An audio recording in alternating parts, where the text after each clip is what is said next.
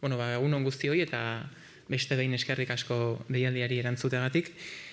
Bueno, dakizuen bezala, aste honetan hasiera emango diogu Euskaraldiari, Euskaraldiaren 3. edizioari, azaroaren 18tik abenduaren 2 bitartean gauzatuko den Euskaraldia, eta gainera, hurrengo egunean, abenduaren 3an, Euskararen nazioarteko eguna ere ospatzeko aukera izango dugu, baina, bueno, bai, pentsatu dugu, aproposa zala, Euskaraldiaren bezperan, azaroaren 17an, herritarrak batzea, herritarrak pilatzea, eta herritarrei dei egitea, pikin bat berotzen joateko.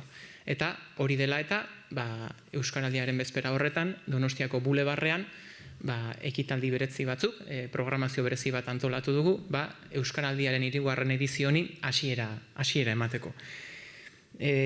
Bertan oraindik ere aukera izan dengu dugu izena emateko, rola hautatzeko, eta izenak eman duenak ere, dagokion txapa, aho bizi edo belarri presta ere hartzeko.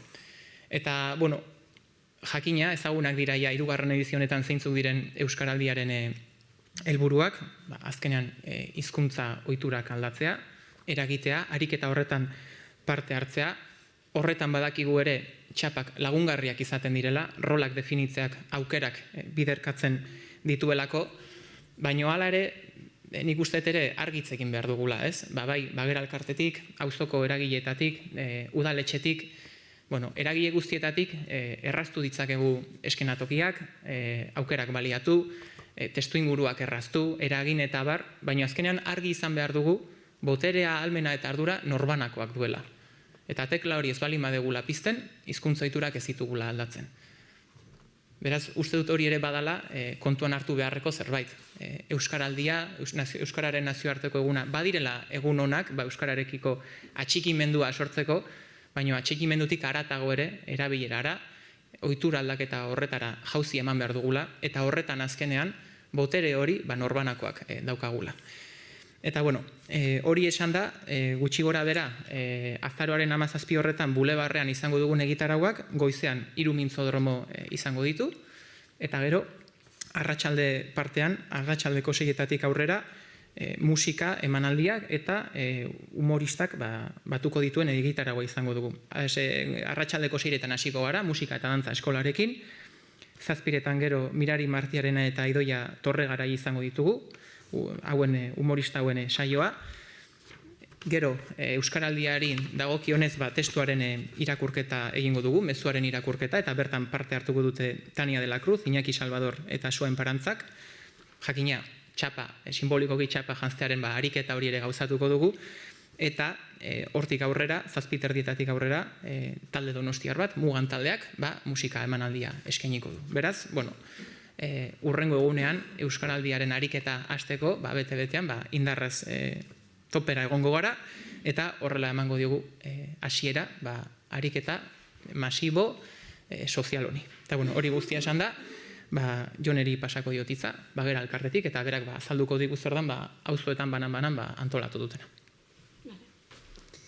Bueno, aurten Euskaraldia gerotzeko eta Euskararen nazioarteko eguna ospatzeko, askotariko egitarauak antolatu dira Donostiko hiriko 15 auzoetan.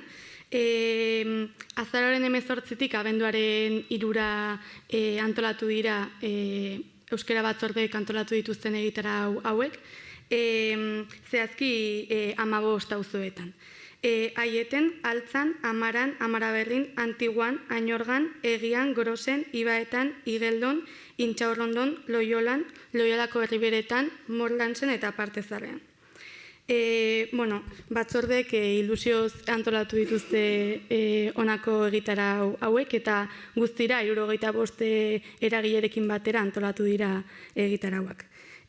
Jardura guzti hauek ezagutzera emateko, auzo bakoitzeko egitarauen kartel eta eskuerrekin batera, Donostia Euskeraz webgunean ere bai argitaratuko dira egitarauak. Esan bezala, 180 bat ekintza antolatuko dira 15 auzoetan barrena, eta aukera bikaina izango da ahobizi eta belarri prestak bildu eta ekimen hauetan parte hartzeko. Apur bat euskararen erabilera lagungarri izateko. Horrez gain, 16 urtetik berakoek ezin duten ez euskaraldian parte hartu, hala ere egongo dira ekintza erakargarriak hauentzako. Esan bezala, ekintza sorta zabala eta anitza prestatu dugu aurten, euskara batzordeekin batera.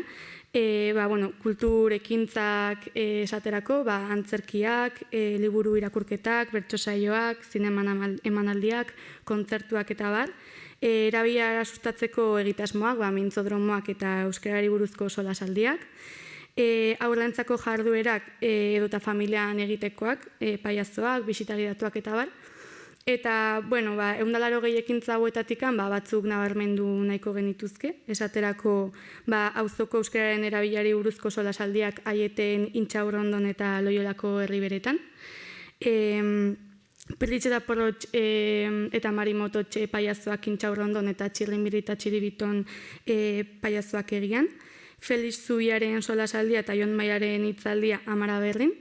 Euskaraldizkoa Morlansen, mintzodromoak Altzan eta kantu jirak Igeldon Loiolako herriberetan eta Partezarrean, eta bertso saioak Amaraberrin, Loiolan, Grosen, Aieten eta Partezarrean.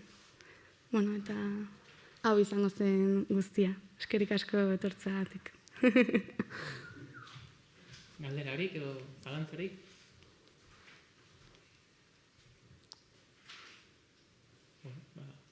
Esan bezala, mila esker. Eskerrik asko. Arte.